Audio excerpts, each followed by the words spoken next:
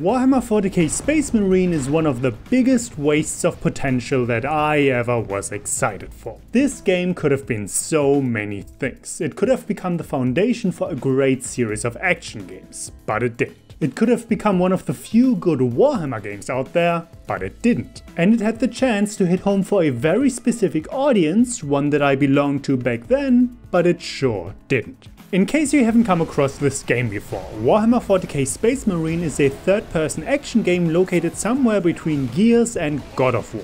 This game had a lot going for it. It was backed by a major publisher, had the advantage of being set in an already popular universe, and featured a main character that belonged to the Space Marines, who are an elite regiment of super soldiers known for possessing the strength of 100 regular people. So what could possibly go wrong? Well, let's start by looking at the combat and how it offers no substance whatsoever. Right at the beginning, when you take control of your main character for the first time, you will notice how limited he is. There are only two attack buttons, a normal attack and a stun, and combo ability between them is nearly non-existent. You will find neither depth nor variety here. Throughout the entire game you have one and exactly one melee strategy. Mash the normal attack button over and over, then when you're low on life, use a stun once in a while for the finisher that regenerates health. You do have a multitude of ranged weapons at your disposal though, that get introduced throughout the campaign, and I can't deny that the arsenal is pretty massive.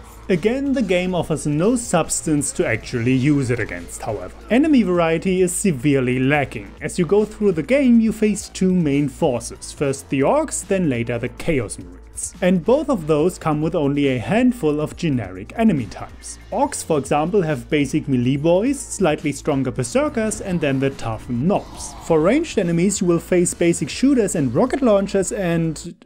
oh, that's it. That's the entire Orc variety. I mean, yeah, there are squig bombers, those are okay, but them aside, the only other exception are sorcerers, and their main ability is opening portals to spawn more of the other enemy types that you're fighting anyway. What's even worse though is that the chaos forces you fight from the halfway point onward are just more of the same. The introduction of an entirely new enemy faction should have brought some much needed variety, but the slight changes here really don't affect the overall experience. The general problem is that on top of the meager amount of enemy types, none of them have any depth either. There's always one dominant strategy that trivializes fighting them. Standard melee orcs can't do shit about your basic sword attacks because you have stupidly large AoE on everything. Knobs just need to be stunned before you start attacking. Chaos Demons, one-shot them with a shotgun. Chaos Space Marines, one-shot them with a sniper rifle. There really is no point to all these weapons the game gives you. Once you've figured out the standard bolter shotgun sniper loadout, it might as well hand you the end credits. Especially due to enemies usually spawning in waves and not complementing each other at all, this meant that I didn't need to change my ranged weapon playstyle from start to finish. And that's on top of the melee system already being bare bones as fuck. Also, yes, I did play through the entire thing on hard, it just sucks.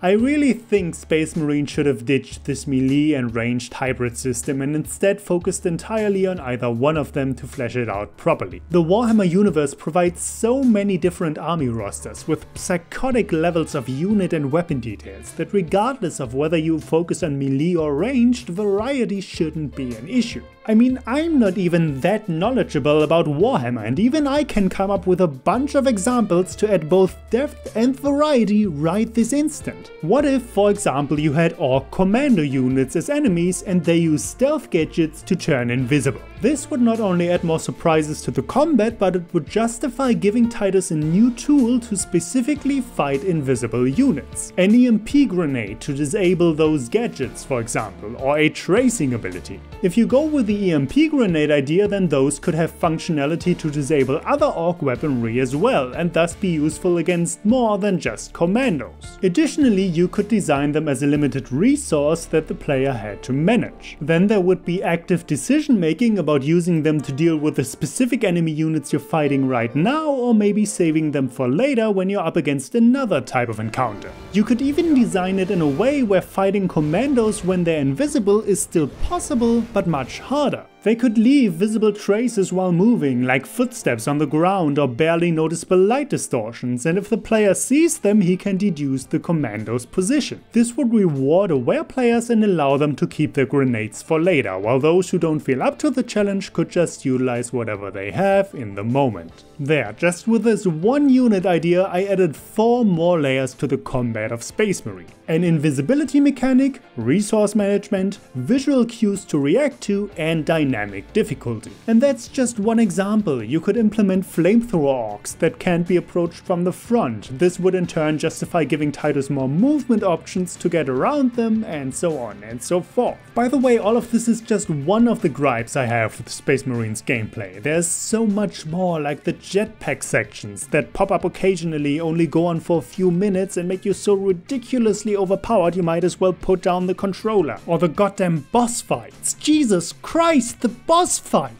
Not only are there a total of 2 in the entire game, neither of them even feel like boss encounters at all. Remember those orcs and chaos sorcerers I mentioned that just spawn more of the same units you've already fought? That's the orc boss as well, but he also sometimes lobs a grenade at you. Whoop-de-fucking-do. The final boss of the game, meanwhile, isn't even a real fight. He starts out also spawning multiple waves of standard enemies while keeping himself out of range, and then when you finally think you're past the initial phases and you get to face him directly, he just turns into a motherfucking quick time event. No, really, that's a thing that happens. All in all, I'd say on the mechanical front, this game is way too obsessed with putting you on a Space Marine power trip. That's the feeling I get from the developer interviews as well. Yet the game doesn't do the necessary legwork to make it actually convincing. Yes, the animations are all very brutal and impactful, but mindlessly blowing away a billion orcs with the same 3-hit melee combo doesn't make me feel empowered. Empowerment comes from actually achieving something through skill, knowledge, and mastery. You simply won't find that in here.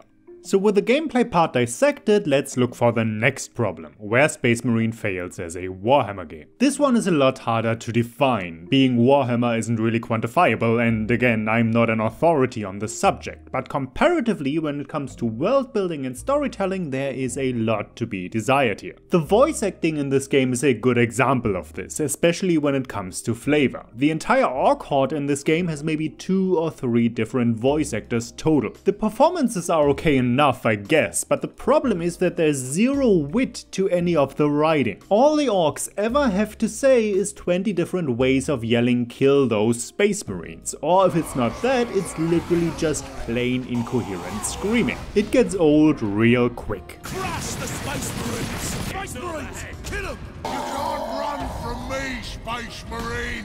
Compare that to Dawn of War 2, another Warhammer game from the same developers. Dawn of War 2 is positively bursting with countless contextual voice lines from every single unit, where even after 500 hours of playing you will still discover new ones regularly. In Dawn of War 2, Relic knew that the aggressive banter between the factions is a perfect way to characterize and flesh out the world without direct exposition. Play a match of Orc versus Space Marines in that and you will see how every single Orc unit in Dawn of War has specialized contextual lines for just about any situation that could occur in a match. When they come in range of one of the 3 Space Marine heroes, they have specialized lines to reference that specific hero and add a bit of smack talk. When they are sent to attack that hero, they have specialized lines. When they kill that hero, they have specialized lines, and so on. And this is true for most individual units in the game, so multiply that by the amount of factions, units and heroes that it has overall. Not to mention variations and different inflections of the same lines on top. There's a reason why voice line compilations for any Dawn of War 2 unit usually have a length between 10 or 30 minutes, and it's just wonderful. Space Marine gets none of those world details right.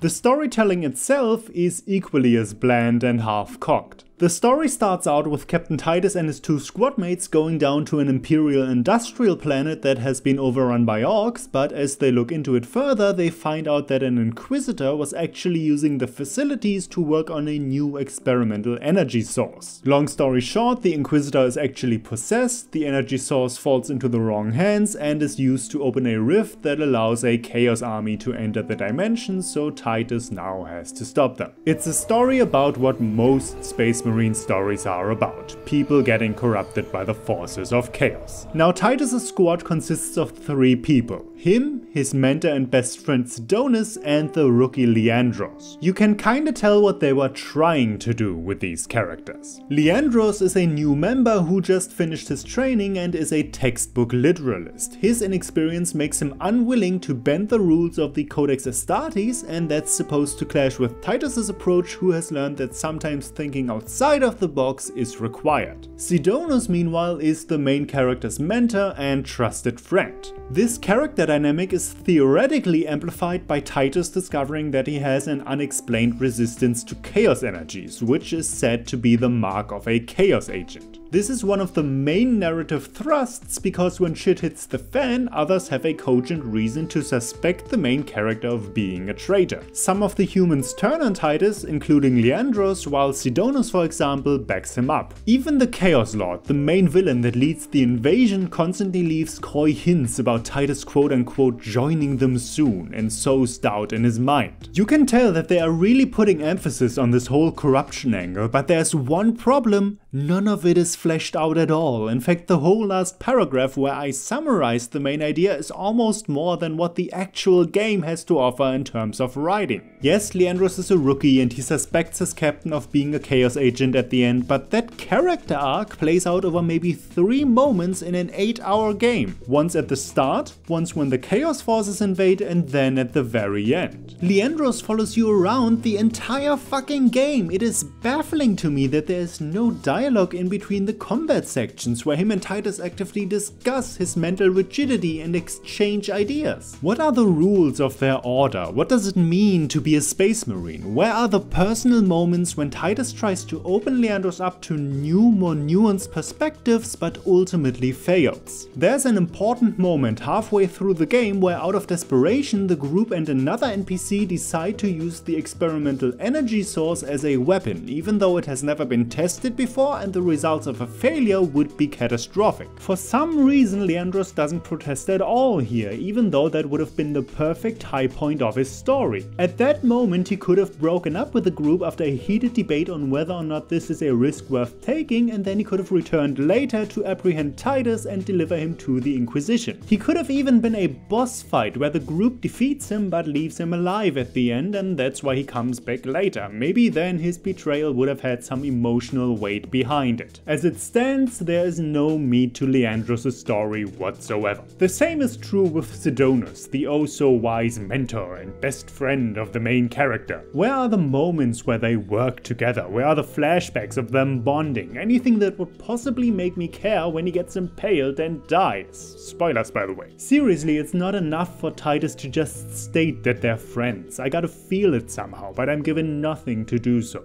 And lastly, Titus himself, the honorable captain that is suspected to be under the influence of corruption due to his mysterious resistance to chaos energies. As I said, other characters are turning on him and the main villain keeps dropping hints that Titus might actually already be corrupted or close to it, so I'm supposed to question what is actually going on and feel for the main character. Will you be joining us soon, brother? In order for this plotline to work, however, there needs to be a narrative conflict. Titus should be struggling in some way. He should have some inner demons that he is fighting, or maybe have a deep desire of some sorts that is being denied. Anything that could plausibly seduce him to actually join the forces of chaos. A corruption plot can only function when there is temptation. Unfortunately, Titus is such a boring white rice motherfucker with no flaws, no convictions, and no substantive personality traits that the villain taunting him with the corrupting influence is unconvincing. Just as Leandros betraying Titus at the end because of those threats remains completely baseless. As a player, I find none of these plotlines to be in any way relatable.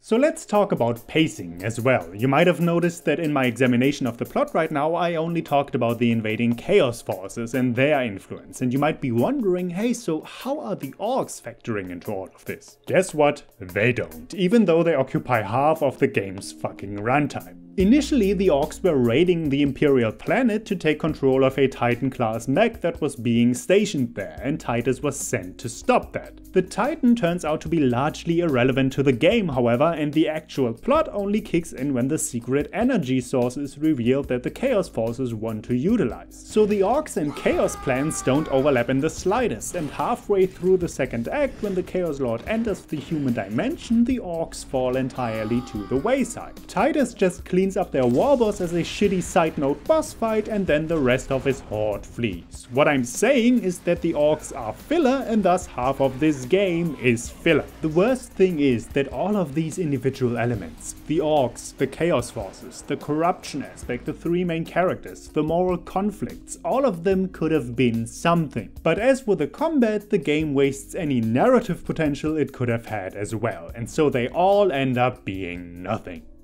Let's talk about Space Marine's final failure then. Let's talk about how it failed me on a personal level. See, back in 2011, I was really looking forward to this game for two main reasons. For one, I was already on a massive Warhammer hype train thanks to Dawn of War 2, which I had been playing religiously and somewhat competitively at the time, not to mention multiple novels I had picked up on the side. When I then heard that the developers who made Dawn of War 2 were actually developing a proper third-person action game in this universe, I was over the moon with expectation, not only because of the franchise, but because it promised to release on both consoles and PC. Action games with good fast combat were incredibly sparse on the PC platform back in 2011, and I myself had spent pretty much my entire teenage years not owning any consoles whatsoever. So whenever someone brought up games like Gears of War, Uncharted, Infamous, Dead Rising and so on, I could only sit on the sidelines with a severe feeling that I was missing out. Character action games in particular were a genre that I had been interested in since forever, but never got to experience. Bayonetta, Ninja Gaiden Black, God of War, hell, I even wanted to play the lesser ones like Dante's Inferno and Heavenly Blade, but due to my platform limitations I had DMC4 available and then, well, nothing. Don't get me wrong, I loved and played the shit out of DMC4, but a single game can only get you so far, and there really was nothing else. The PC port of DMC3 is legendarily awful. Darksiders sure didn't come close to the level of gameplay depth that I craved, and then there's X-Blades, which is a massive turd. Not to mention how wonky PS2 emulation was 9 years ago, so that option fell flat too. Things are different now, of course. Not only do I possess consoles, but Bayonetta, Vanquish, Dragon's Dogma and Don't May Cry are all on Steam by this point. DMC3 had a new port as well, coming with the DMC collection on Steam, and way more companies finally realized what a huge market the PC represents, though there are many more console action games to find there now, especially Japanese ones. In 2011, however, that situation was way different, and that's why I got so excited about Space Marine. Back then, the prospect of having some of that console bombast on my system meant a lot to me. Grass is always green on the other side and all that. And then it was a Warhammer game too, developed by the same team that created one of my favorite games of all time. It really felt like this was made just for me. Maybe that's why I'm still salty about Space Marine letting me down, and even 9 years later feel the need to make overlong rant videos about it. Maybe making this video will finally give me some closure, and maybe I should stop getting excited for Warhammer games because Lord knows I've been burned before. So if you're still with me at this point, thanks for listening. I realize there are a lot of people out there who like this game. That 9 out of 10 rating on Steam probably didn't come from nothing, but I certainly didn't. Space Marine utterly drowned in mediocrity for me, and considering where I was in 2011, it became one of my biggest disappointments of all time. Bouken, signing out.